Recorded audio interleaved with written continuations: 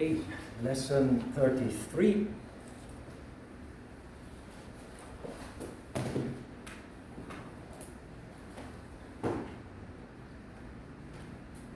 Have you had some interesting insights this week based on what we learned last week about the Kleshas?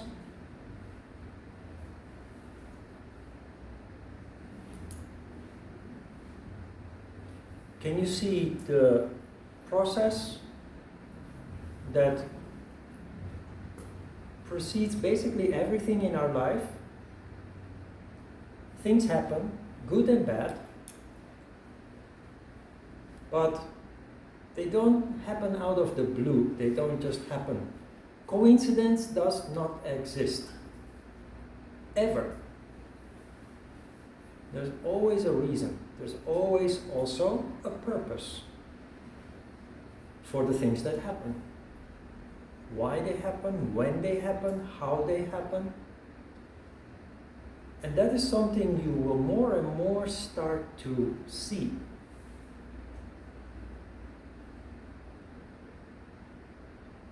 The interesting part of that is that it is the way to deal with our suffering.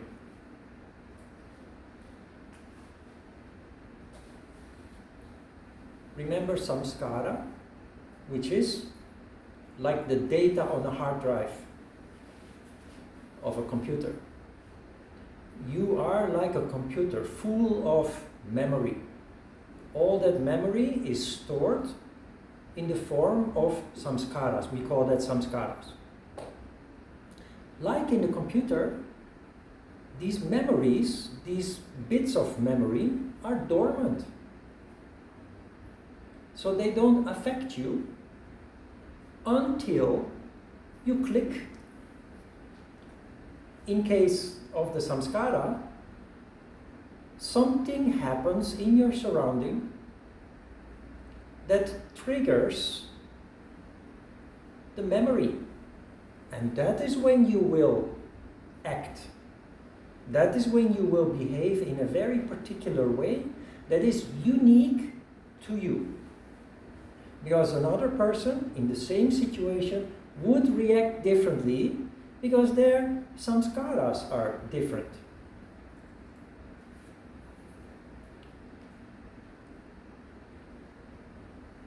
Then the acting after the samskara is triggered does not have to be physical action or verbal action. It can just be a feeling, an emotion, which is a vibration, energy, that other people subconsciously pick up. And that's when the klesha comes. So the vibration that comes from you, we call that a vritti. Vritti is a whirl of energy, a vibration. People, most of the times, subconsciously, unknowingly, they feel that vritti. And because they are subconsciously functioning, they will simply react in an impulse. So they will get angry at you or become verbally abusive or they also can react with just a negative thought without expressing it verbally or physically. And then you get a tense situation. Then you get a situation where a relationship is poisoned, spoiled. What this is about is that you don't focus on what is happening, but try to figure out what caused it. And then every experience, every event that happens in your life, good and bad, will become your teacher because it gives you insight in your samskaras. And when you develop insight, it gives you the tools to control that. Not easy. On the contrary, people who start practicing yoga notice that life is not easy. Because we have to work for everything. We have to think about everything. Sometimes you get tired of it. But it all makes sense. For the first time in life, everything starts making sense. So it's worth the effort.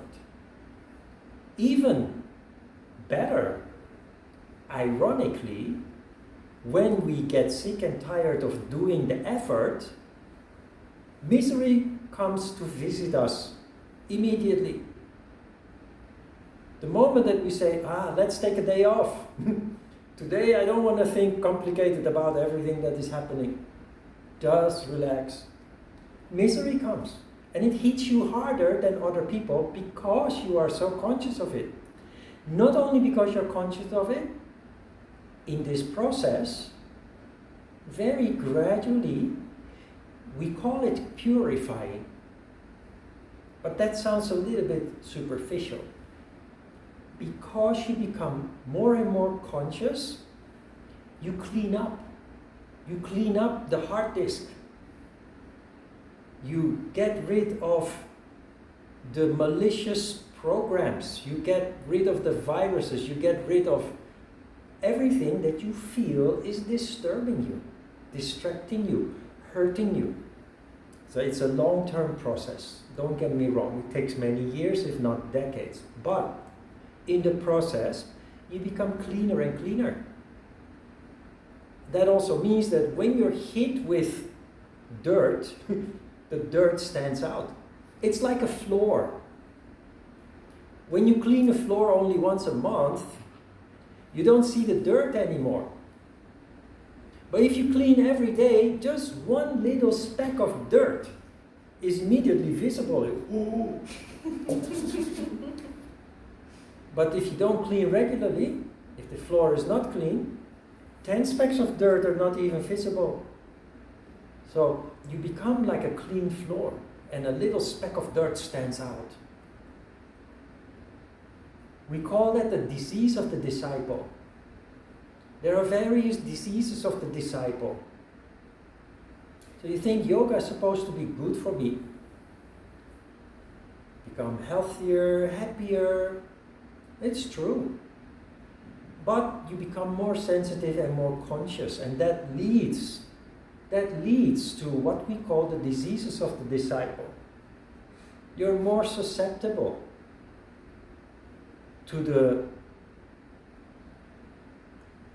you become more susceptible to disharmony. You become more susceptible to emotions, to disturbances. Before yoga, you were polluted. Daily life was full of disturbances, and when you are surrounded with something, you don't see it anymore. It doesn't stand out. You don't notice it. It's just daily life. You feel and you think this is what life is about. After yoga, you become more sensitive, more conscious, and purer, cleaner. And one result of that, apart from all the good things, of course, the increased mental health and well-being, physical health, there are some things to keep in mind, and that is that you have to pay attention. You are more susceptible. And when you know that, all you have to do is just pay attention. Try to avoid it, or when it happens, try to deal with it as quickly as possible, as efficiently as possible. So disease of the disciple is not a negative thing. It's just part of the process, and if you know it, you can handle it. Just have to see it in a practical way. And you do that always with a playful attitude, with a smile as much as possible.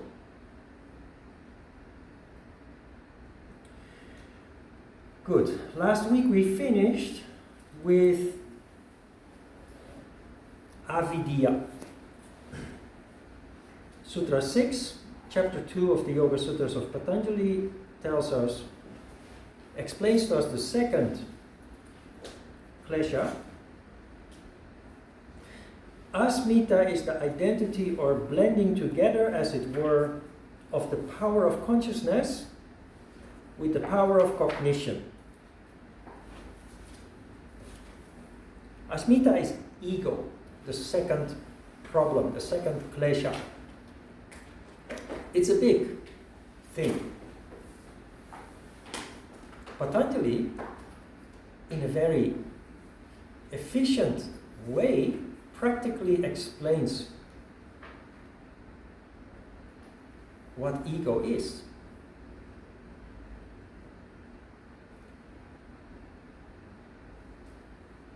Ego occurs when we identify with things, when we identify with ourselves.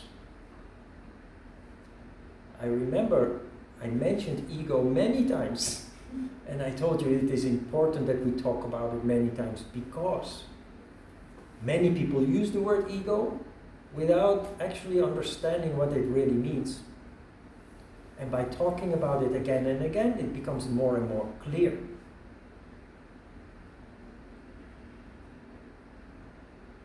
First of all, technically, ego is located in the causal body, and when we identify with ego, it is a contraction of energy. So it's a tamas phenomenon. That explains also why it is normal that people who do not take care of their energy household, either with yoga or other practice, they will be inclined to function based on ego. It's human behavior.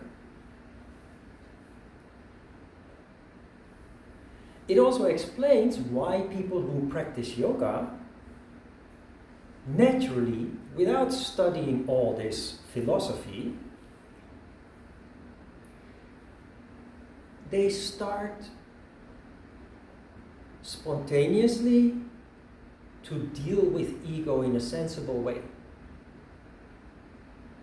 Many people who start practicing yoga in the beginning stages, they become idealistic because their heart opens up, but they will tell you, I am a global citizen. I don't like to say I am Dutch or I am American or I am this or that. Just in a very natural, spontaneous way. What is happening is ego is a tamas condition, but you started practicing yoga, and with that identification naturally is solved. That is, of course, not static. It comes and goes depending on your condition, which is influenced by circumstances we find ourselves in. So it's very dynamic and very difficult to control unless you practice yoga on a regular basis and keep that energy expanding instead of contracting, because tamas is a contraction of energy. So technically that is how ego works. You practice yoga, ego naturally becomes easier to handle, easier to see also.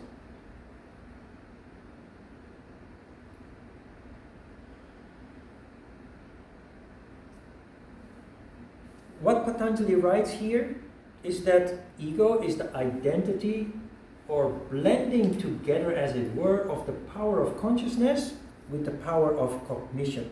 The power of consciousness with the power of thought.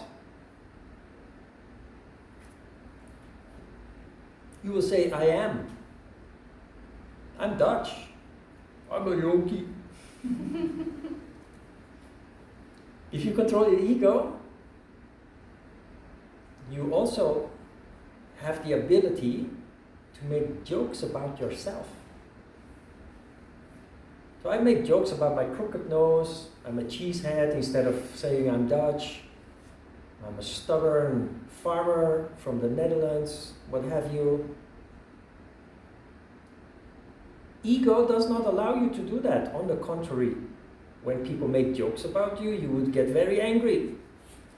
Not even if they joke about you. If people make jokes about my Netherlands, I get upset. The internet, social media is full of these kind of reactions. People get upset because somebody said something about something you're not even related with, but you identify with it.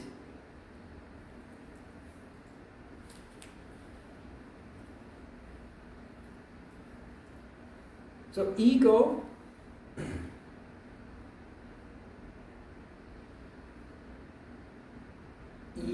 is a thought, cognition, buddhi, a thought, loaded with emotion.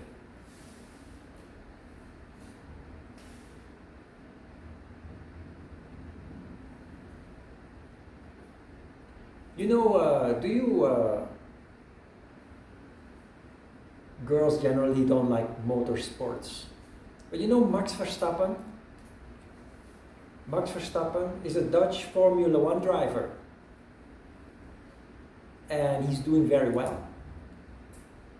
He's breaking records. He was the youngest Formula 1 driver ever, and so on. His father was a Formula 1 driver, not so successful. So he projected all his frustrations on his son, who started driving go-karts when he could barely walk. Anyway, he's really good. So that fills my chest with pride when he wins a race, because he's Dutch. I play with that, of course, but just to give you an indication of how ego works.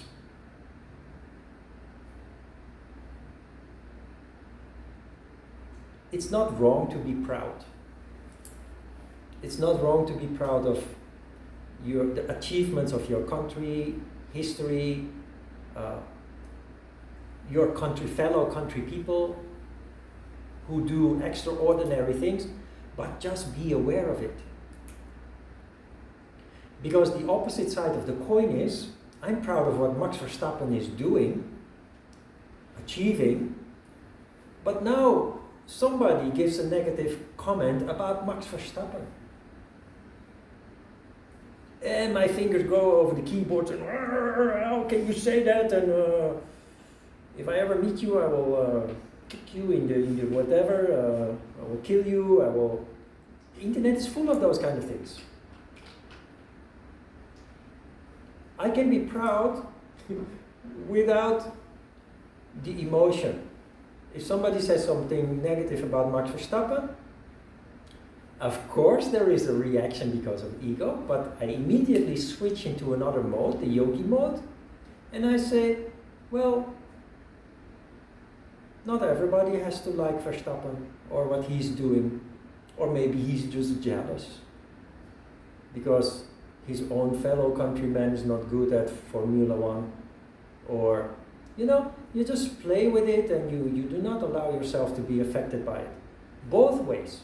You feel the pride, but then you think, yeah, okay, well, that's nice for him. It's a big issue that we identify, because all the conflicts in the world start with ego. Offended ego, hurt ego.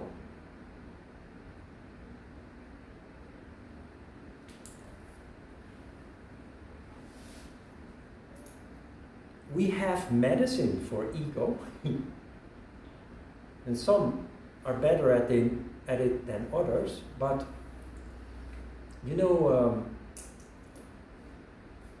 Monty Python's Flying Circus, or Mr. Bean. Everybody knows Mr. Bean.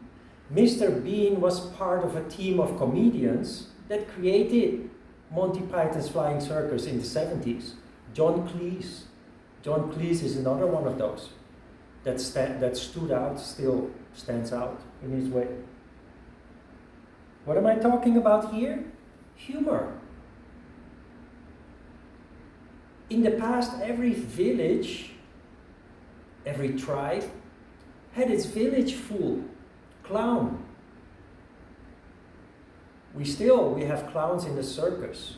First you watch serious, like acrobatics and controlling wild animals, and then suddenly comes this clown with shoes that are so big and his face painted in funny ways and crazy wig on his head. And suddenly the atmosphere in the circus changes completely. First there was tension and admiration and awe, and suddenly everybody relaxes and laughs and becomes playful.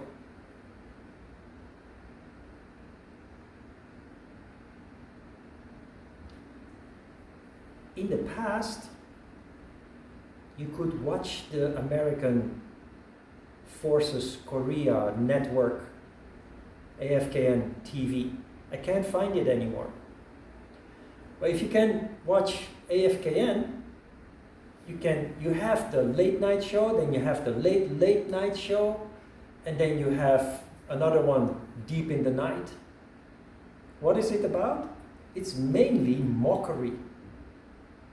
They invite people and they just fool around and they insult people but it's about daily affairs. It's kind of serious, but with a very light heart, with a very light touch. They even invite the president to come. And they joke around with the president, even insult the president. If you're not in your control of your ego, you throw those people in jail, which is happening in many countries because of ego.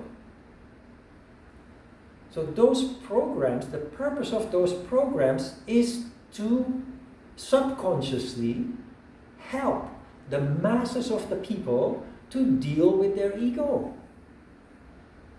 With a smile, with a laugh, but especially keeping a mirror in front of them.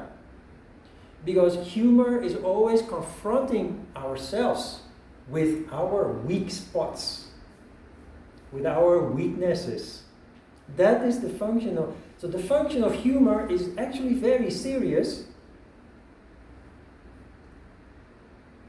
But if you don't understand the real purpose of it, then it's just fun. But it's very enlightening. Because the moment you watch Mr. Bean, all the seriousness of the day, of your work, of your relationships, daily life, grind, it just all falls off of you and your energy is released and starts to circulate and fuels the crown chakra. That is how powerful humor is, comedy, and that's how important it is. Also, we should not throw people in jail for making jokes about the leader of the country. We should have more of them, because they teach us how to deal with ego. In a country like Thailand, if you say something negative about the royal family, they throw you in jail. Not for a couple of days or weeks, no, for years. Shocking. While the king is living in his brothel in Germany, living the high life that he denies his own citizens.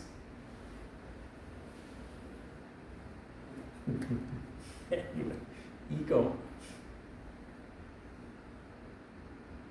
You understand a little bit how it works? It is an energetic thing. If your energy contracts, even when you're very conscious, your ego can easily be triggered. So it's a matter of maintaining proper energy household. But it's more than that, it's a matter of understanding how it works.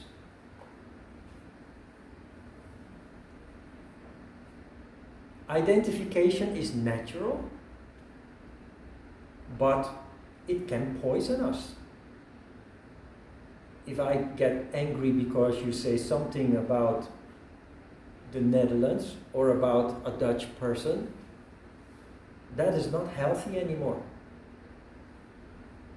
So try to be aware of that. We get insulted all the time. In the street, in the shop, in the subway, bus, whatever. People glancing at you, or there are many subtle ways that we don't even realize that ego is triggered. But the moment it happens, you feel it. You feel, you become tense, you become, something is triggered inside you that can lead to an outburst.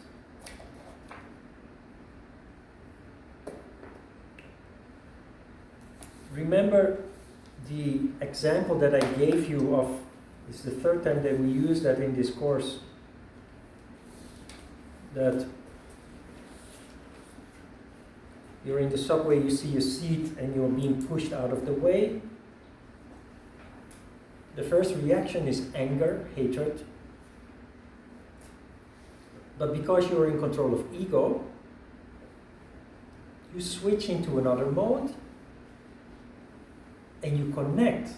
You make a soul connection with that person that caused you to react in anger first. And that is where you see the whole picture. That is where you see the essence.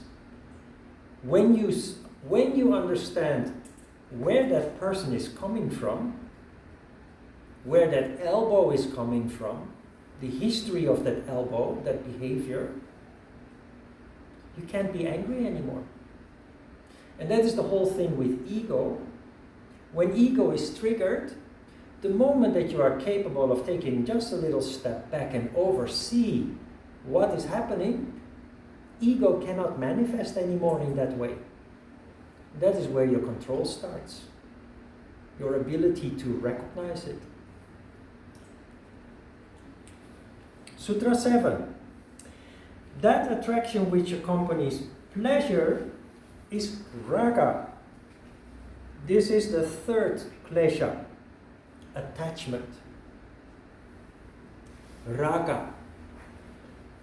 There is a music genre that is called raga. Have you ever heard of it? Indian people know, of course, because it is Indian originally, raga. But it became, the whole new age music genre is based on raga. It's the music with the nice soothing flutes and the tingling bells, and it's the music that tries to reflect an atmosphere in nature.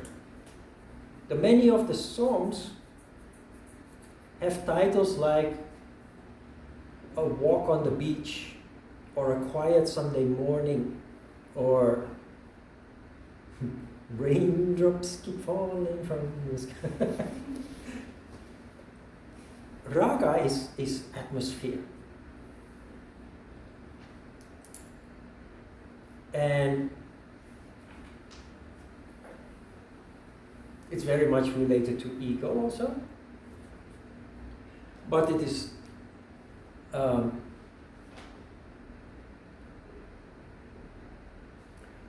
raga is something that keeps people imprisoned in their comfort zone. It's something that keeps people stuck, unknowingly, of course, in their comfort zone, their safety bubble.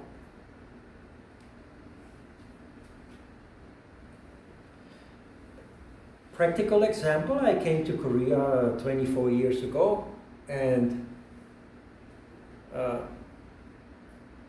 Korea was a very dynamic society that was developing so fast and was so open to all kinds of new things. I came to Korea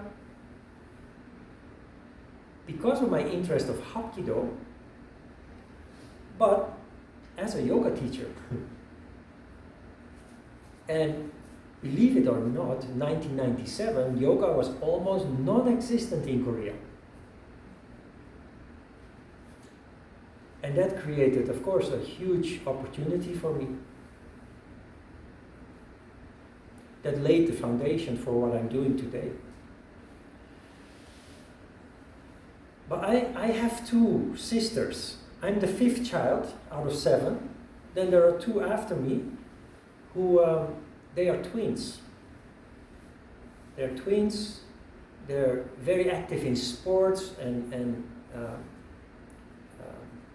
they have trained and worked in entertainment, like a show ballet. They appeared on national TV many occasions with the show ballet, and they're twins, girls, blonde, blue eyes, sexy, very active in sports. They get a lot of attention. So one day I told them, hey, why don't you come to Korea? They will love you here. They will adore you here. You can become famous here. You can, because you're special as twins, with all the things that you do and everything. You know what their reply was? No, I'm not interested. I love Amsterdam too much. But what they're really saying is, I'd rather stay in my safety bubble. Raga. They did not want to venture into the unknown. They did not want to go towards uncertainty. Even though there could be a huge promise there, they just could not detach, the opposite of attachment, detach from their environment, from living where they are, from Amsterdam, the friends that they are surrounded with, etc.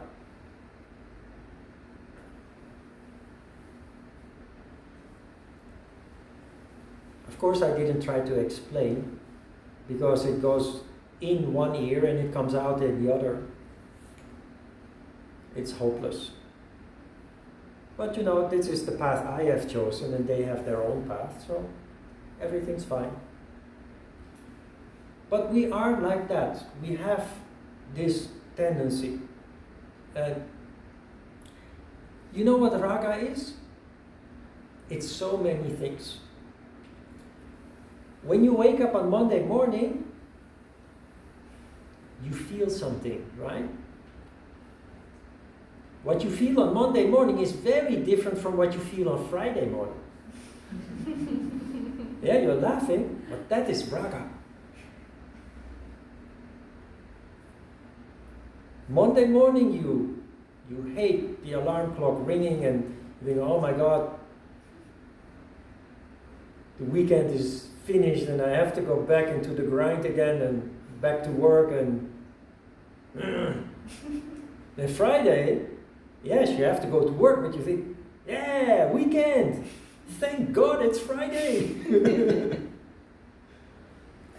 Party. That's raga. Then Saturday, Sunday is 2 days of the weekend, and yet they feel very different. Saturday and Sunday feel very different. That's raga.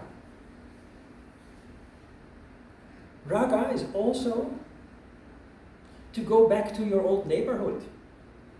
The neighborhood where you were born and grew up and played and discovered the world and the people.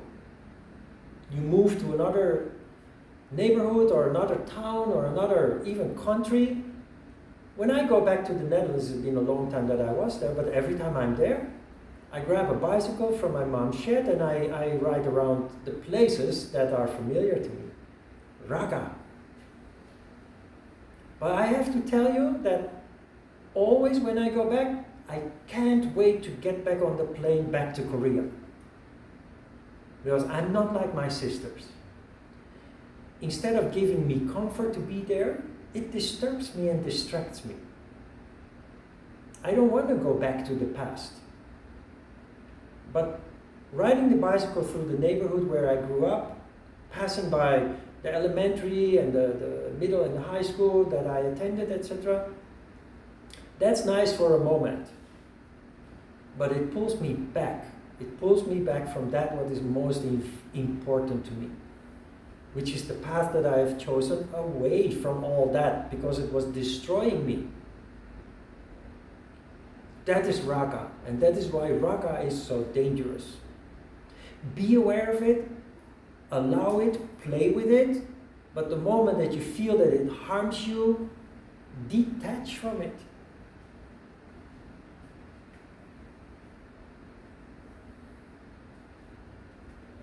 Normal people, we are all normal people, but people who don't develop that sensitivity and consciousness, they don't realize what this is all about.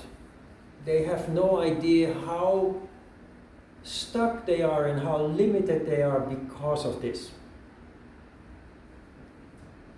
That's raga. And you say, yeah, but what's wrong with that nice feeling? It's because we become addicted to it. Like my sisters are addicted to Amsterdam and the circle of friends that they are surrounded with. I'm not saying that it's wrong. For them, it's good. But we are yogis. And we are, sooner or later, you will become frustrated because you feel stuck, one way or another. Then remember this. Remember raga, because it is one of the major reasons that we do get stuck. That we do not have the courage, Yongi, that we do not have the courage to get out of that situation and move on. Because a bad situation also is raga. You become addicted to that too. It's very scary even to think of detaching from it, moving on from it. And so we get stuck in relationships that are poisonous, for example, or jobs that are abusive, where the work environment is toxic and abusive. It's human. We all do it. And even after many years of yoga, it still can happen. But the difference is that you are aware of it. Must be aware of it as a yogi.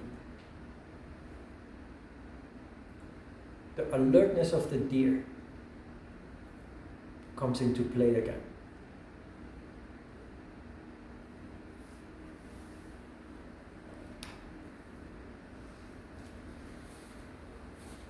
What we're talking about here, not only with the Kleshas, but everything with yoga, we do not try to be superhuman. We do not try to just eliminate everything from our lives, to just be in peace. Because that is a radical approach that is violent. It doesn't work. It violates all the yamas and the niyamas, basically. As yogis, we are just as human as everybody else, with our flaws and our weaknesses, which is very important that when you become aware of them, that you allow them, that you say to yourself, hey, it's okay, I'm only human. But from that moment on, you do have an important difference from the way that you functioned before. Because the moment you are aware of it, you can take control of it. Not easy, but inevitable. Because all you want is to be in peace. All you want is to not be disturbed by emotion or any kind of disharmony. So raga, allow raga, enjoy life, enjoy going through your old neighborhood when you're there. But be aware of what it does with you.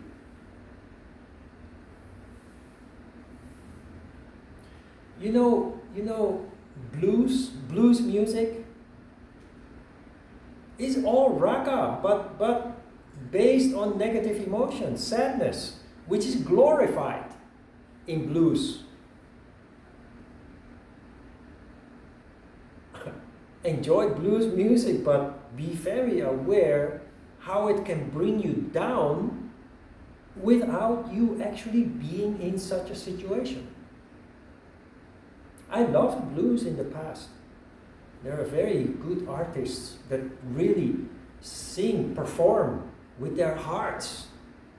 That's real music. That is real. That is a yogi in music. Use it for entertainment once in a while, but do not drown yourself in it.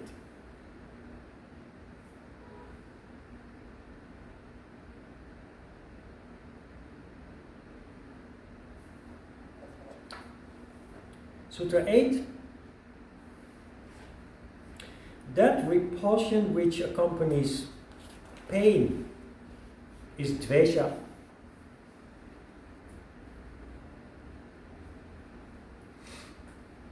This is the fourth klesha. Anger or hatred. When you get stuck because of attachment, like my sisters. I hope you don't watch the video. You get frustrated because you don't know what is happening with you because you're not conscious of it. You're functioning subconsciously. So you just go through the process like everybody else. It's a gliding scale that starts with avidya. Ignorance leads to ego, leads to attachment, leads to hatred, and in the end, fear. But people who go through that process subconsciously, just because we're human, they're not aware of the fact that they got stuck in the safety bubble, in the comfort zone. They're not aware that they are imprisoned by memories of the past, of the city that they live in and they feel they cannot live without.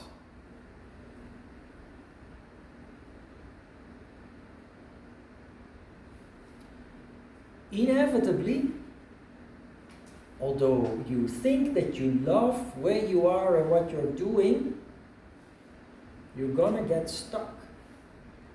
And that is when you have frustration.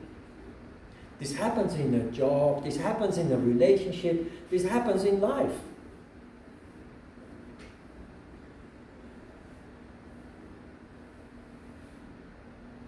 You think you're happy, you tell yourself you're happy, you tell yourself you love Amsterdam so much, you want to live and die there. They even made songs like that. About Paris, about Amsterdam, about New York.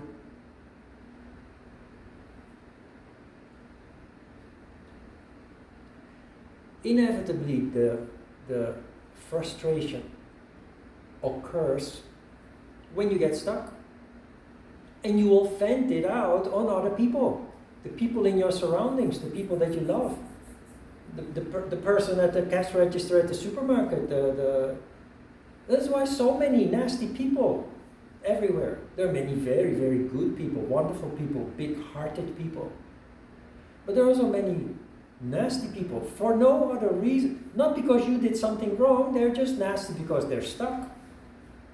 So even that as a yogi you understand and you show compassion.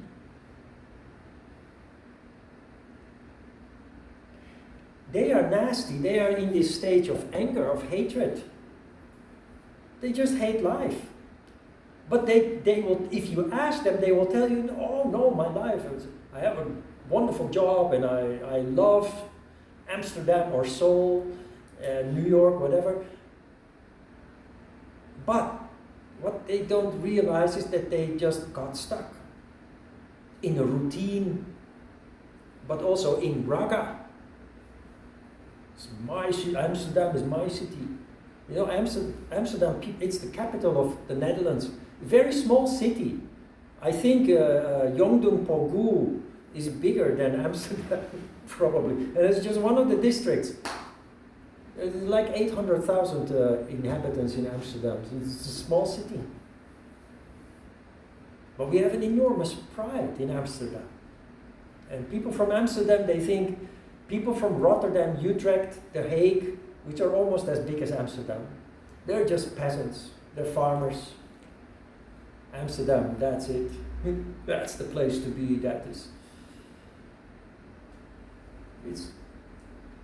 You have the same in New York. You have the same in London. You have the same. And of course, the peasants, the farmers, they think that all those city people, they're just stupid idiots. We are the farmers. That's human nature to function like that. The frog in the well syndrome. But we get stuck in all that if we are not aware of it. And even when you know how it works, it's very difficult to escape.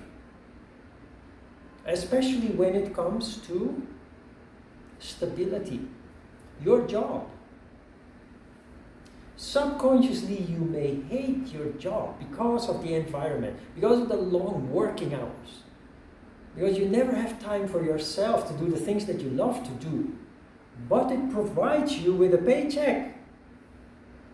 You can pay the rent, you can pay the utilities, you have the luxury to have a nice meal several times a week. You can go out for a nice dinner or lunch. You can go on a holiday because of that. Giving that up it fills people with a sense of insecurity. And subconsciously, it's very difficult to handle, so we stay put. And we do the same with relationships. I'm in a very funny situation that I just observe in my environment that the people who are in a relationship, they wish they were single. I'm talking about the men. Because they're stuck. And they feel they're not happy. But then the singles, they wish to be in a relationship. That is a huge dilemma. When you're in a relationship, you want out of it. When you're single, you want in.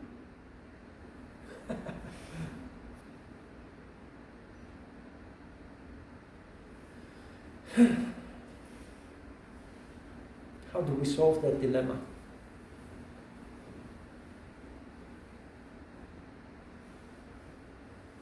Be conscious.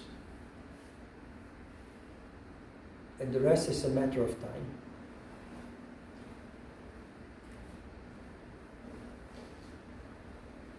Anger will come to you and me. Use it as a fuel. Do not allow it to poison you. That is what normally happens. Use it as a fuel. Because we're looking at a dynamic process here. And you use anger for what? As a fuel for what? To get out of that situation of being stuck. Because that is the final stage, which we will discuss in the next session. This is the last sutra for this session. Fear. You end up stuck, which is the condition fear. Which is where 95% of the population, the global population, the world population, is basically stuck in that final stage of fear.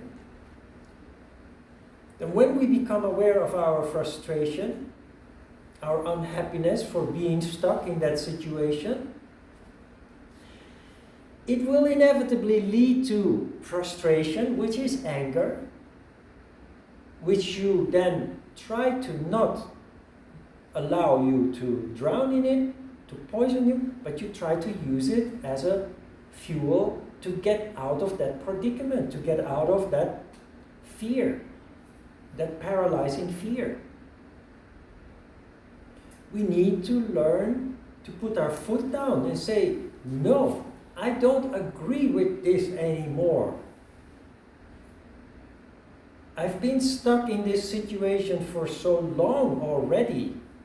No more. Remember when I went to Ajita to talk with him about my perceived problems, I was basically stuck, totally stuck, frustrated, so frustrated, angry that I couldn't control myself and my life and my future. Ajita, in a very efficient, powerful way, taught me how to use that as fuel. And it is that fuel that allowed me to overcome my fear, come to Korea, and just like a flower opening up, blooming. That sounds very romantic. It wasn't. It was a long way with lots of obstacles and lots of suffering and what have you. But that's why I know how it works. And I can teach you about it.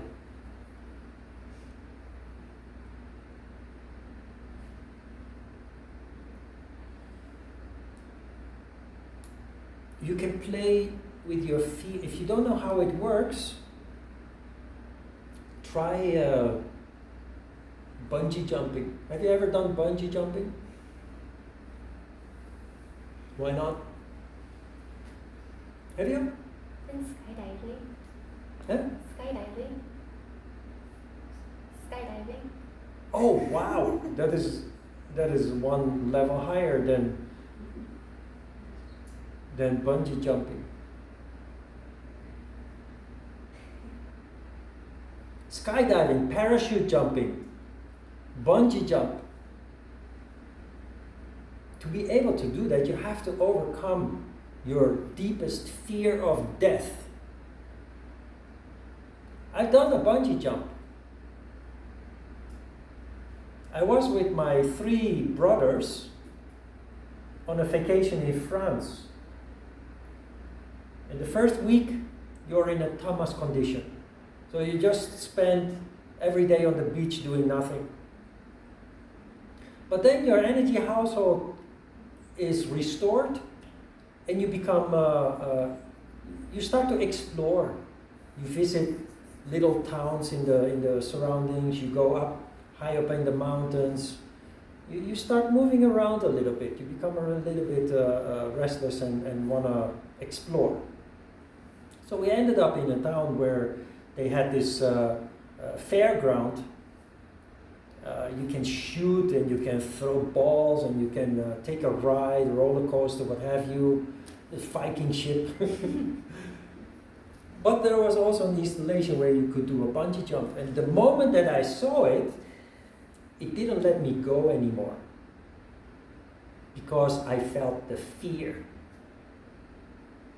And as a yogi, being conscious, that fear became a challenge. So I asked my brothers, hey, let's all take a bungee jump. And all 3 said the same. No, I'm not interested. They, in their unconsciousness, they would not even say, oh no, that is too scary. They would never admit it's too scary. No, I'm not interested. But I was very interested, and I just had to do it, but I couldn't because of the fear. So while we walked around there, it took me more than an hour to negotiate with myself before I was able to actually walk up to the ticket window and buy a ticket. What I did in that hour is rationalize. How big is the risk that the cord breaks and you break your neck, you fall to your death? How big is the risk? What can go wrong? It's calculated, it's statistically there is just almost, some people have died. But generally, more people die in car crashes and accidents than people bungee jumping, statistically. It's same with the fear of flying. So I negotiated with myself, I rationalized it. And at some point I just put my foot down. If I don't do it now, we're going to go home and maybe I will never do it. So I get angry. If I don't do it now, okay, I have to do it. I pulled the money from my pocket. It was quite expensive, but anyway. If it hadn't been so expensive, I probably had done it a second time. And I would have enjoyed it a lot more the second time. But the point is, doing something so scary, it just changes your life. It really changes your life. You recognize because you did a skydive. Overcoming that fear, doing something that you normally just wouldn't do, overcoming that fear, it will change your life. You will see, if ever you have a chance, don't be foolish, don't take unnecessary risk, but if rationally the risk is very, very small, not much bigger than crossing a road and getting hit by a car, pick up the gloves, take the challenge. Because that 1 hour that you are negotiating with yourself will set you up for the future to be very efficient in dealing with such situations. Ever since I did that bungee jump, whenever confronted with something really scary, I'm just capable of dealing with that fear much more easily, much more efficiently than before the bungee jump.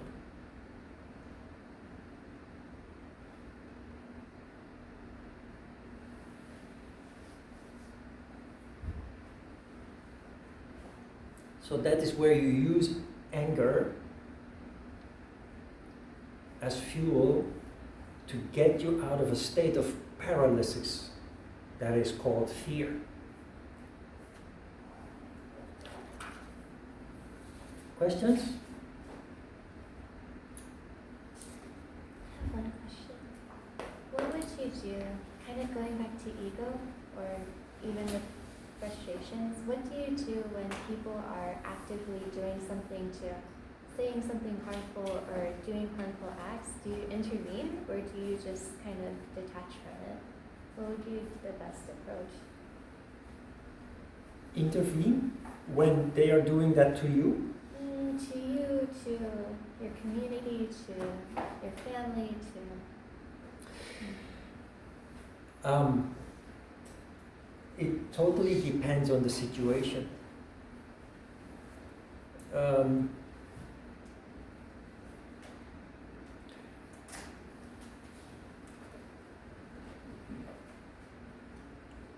You have to see if there is. Sometimes intervening can make things worse. So if you can anticipate things getting worse, you either don't intervene or find a more diplomatic way or better way to. So you have to do effort again. See if there's a way that you can intervene without making it worse. That's one thing.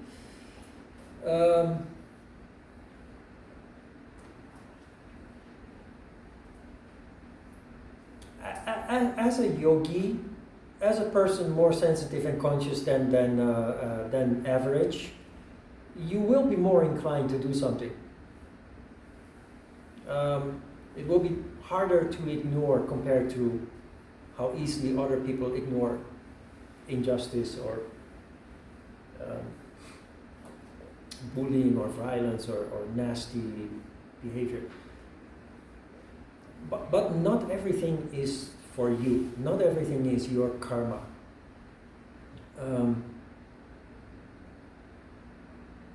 Every situation is different. You just have to, at the moment, you have to determine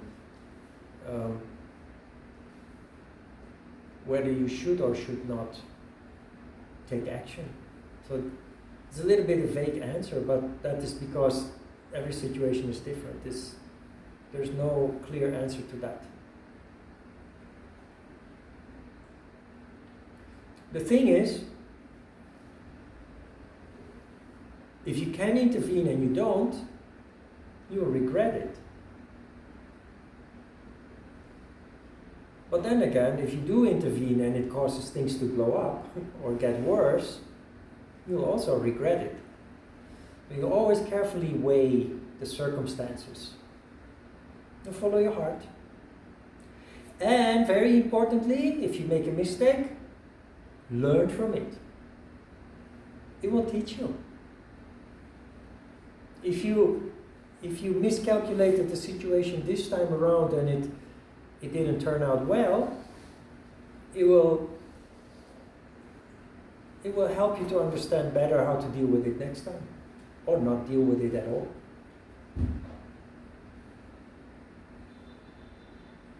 Okay?